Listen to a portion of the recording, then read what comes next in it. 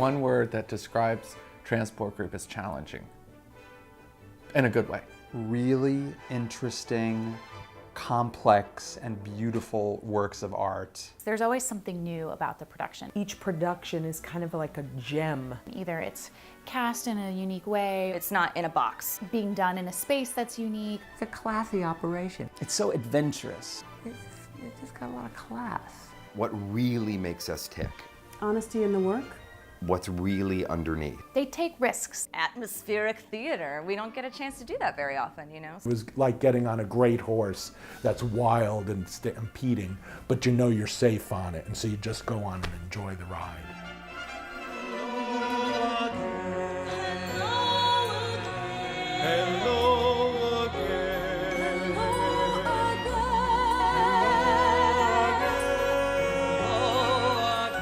Hello Again is a piece that deals with intense issues regarding love and sex. The negotiation of power between two people under the umbrella of the intimate act. What do we want when we find someone and we're attracted to them sexually and we have the sex, but we want something more from it? It's not just a scene and a song and a dance.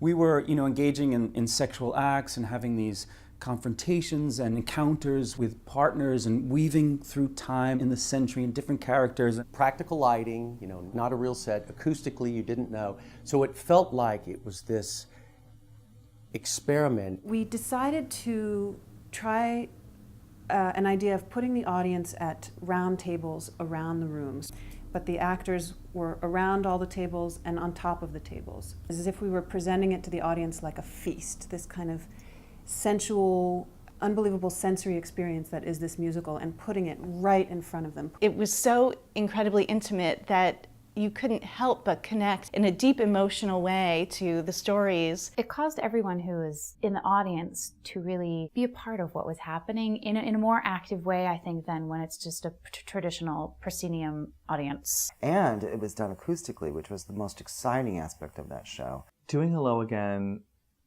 without body mics, amplification on the actor, was incredibly terrifying. I mean, after the initial shock of going, oh my God, when all the cast went, we're not going to be mic'd, The intimacy, in fact, increased because we had to express ourselves even more clearly. It brought everybody into one area, one emotional space. We were experiencing these things all together without any sort of barrier of a microphone or anything in between the audience and the actors and the orchestra. Unlike anything I have ever been a part of in my life. It was just a really cathartic experience. But I didn't realize how I was going to be reminded in such a strong way as to why I love what I do. It's a little like some play by Aristophanes. It's a little like he's dead, so we do what we please. It's a little like something that's old and so arcane. It's a little like so to us. It's public domain. Lysistrata Jones is about optimism. That element of love and heart. About activism. It's a story about challenging the status quo. That sense of caring about one another. About wanting to change the world. It's this old-fashioned musical comedy, and yet at the same time it's also this very contemporary, modern, pop, ancient tale as well, if that makes any sense. It is the classic play Lysistrata spun into a contemporary college cheerleader basketball musical. I wanted to write something that was of the day and sounded like something that these kids in the cast, which are all college kids, would have on their iPods. It's pop music that actually has heart. So it, tells a story, but is also super accessible. Hold on, don't let go. In the morning when the lights are low, just hold on, hold on. I'm telling you to hold on, hold on.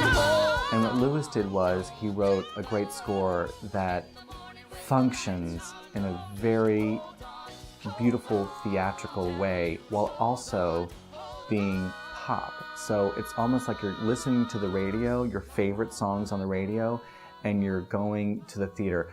at the same time. I feel very grateful to the Transport Group and to Doug and Lewis and Dan for taking a chance on doing a show inside of a gym, because now we know that we can challenge the rules that much more because of that. In spite of the fact that it was sexy and fun and young and had this exuberant energy about it, it was about something really meaningful. And for me, it was about not being complacent. It just was the best of messages, and one that I and our sold-out audiences completely fell for. The message of Lysistrata Jones, I believe, is being passionate about something and then bringing it to the world. That was interesting to me, just to show how anyone can change the world. As my father said about it when he saw it, he said, I could watch this show every night of the week, which I thought was, well, there you go.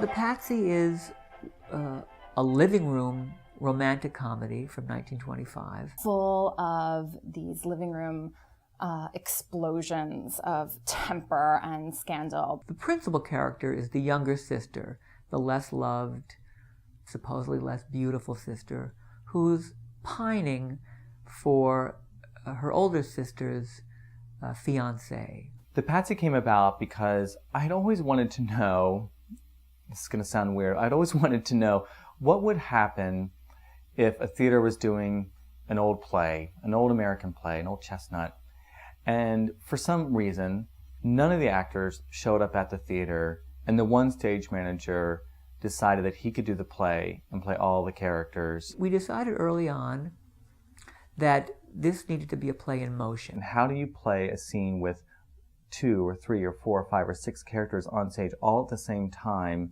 and make it feel like that it's a full cast? We obviously avoided doors and things like that because that would have required him to enter through them, and that didn't work. It looked like an ordinary room, but then you look at it very closely and it didn't quite make sense when you studied it. There was no architectural detail, there were no doors. David had to kind of hop into it at the start of the show, which doesn't quite make sense. If you walked into someone's house and saw that, it would be a little puzzling. We had to come up with a language that would allow all these characters to live at the same time. We treated it almost cinematically, where the shifts in focus would almost suggest a change in the position of a camera. There were many different solutions. One was having him physically prepare for an upcoming character while he's still vocally saying the lines of the character that he's with at that moment, so that when he transferred to another character, his body was already there. I'd be moving my body sometimes all over the stage as though the characters were in motion and as though the people they were talking to were in motion. It almost created the illusion that there were a lot of people on the stage. Hello. Oh, you're here, are you? I suppose you're very proud of yourself, aren't you? What are the Caldwells going to think of us now? Please, don't look at me like that, Grace. I look at you any way I please. Members of the country club are supposed to be ladies and gentlemen, not cheats and crooks. What the devil did you do it for, Pat? You would forget that it was one person, and you would start to think that there was an entire cast on stage. I've never seen anything like it. There was something about the Patsy that just shouldn't have worked, and it did in ways that we really sort of couldn't have anticipated. I came in expecting kind of a downtown deconstruction and ended up accidentally becoming deeply invested in this kind of simple and beautiful love story. It was just a testament to how many sides there are to David's talent. It's like a magic trick. And it's like pulling like a lion out of the hat in a way.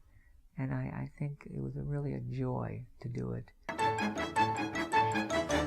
There is greatness in me, woe to ye who doubt. There is greatness in me, time will bear it out. The story of Queen of the Mist is based on the true story of Anna Edson Taylor, the first woman to go over the falls in a barrel and live.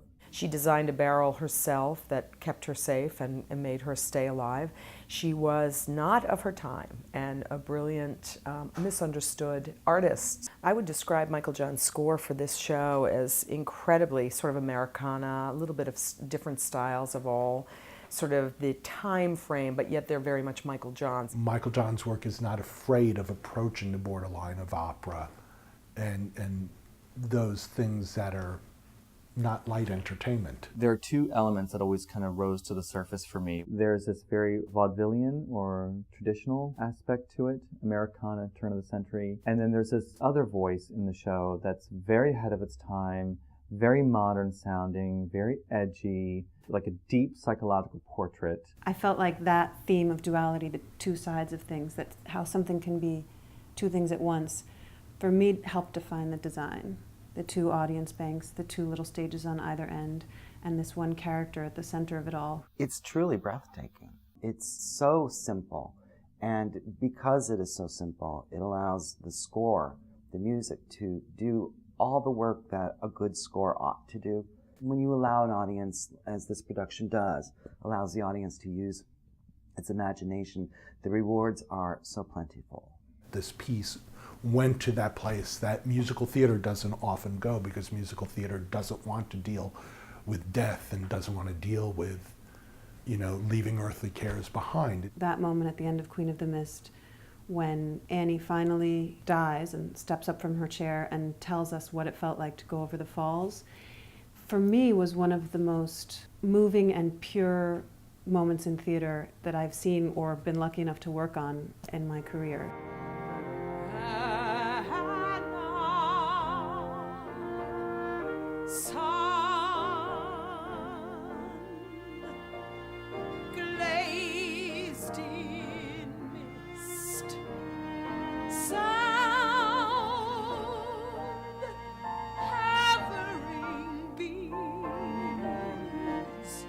I can't think of anyone else who could do this role but Mary Testa. I would watch her, and it was a master class in size, in precision, in heart.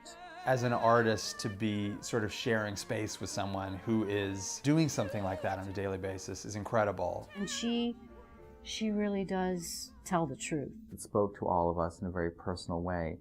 And I think that came really through in the performances. I think it has this power that works on audiences and artists alike that isn't always easily explained, but is incredibly intuitive and incredibly emotional. I mean, this whole show has been the most fulfilling creative experience of my life.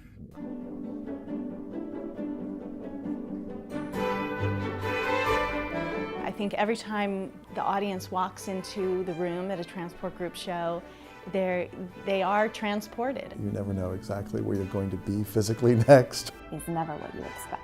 It's always very beautiful. Sort of like a little bit of a passport that you get to go on a bunch of really exciting trips. What the Transport Group does is it challenges its audience and the participants in the piece itself to look at reflected and interpreted life in a completely new way. An incredibly visceral experience for audiences. Weirdly evocative and affecting and involving in a way it shouldn't have been. Powerful, contemporary, important theater.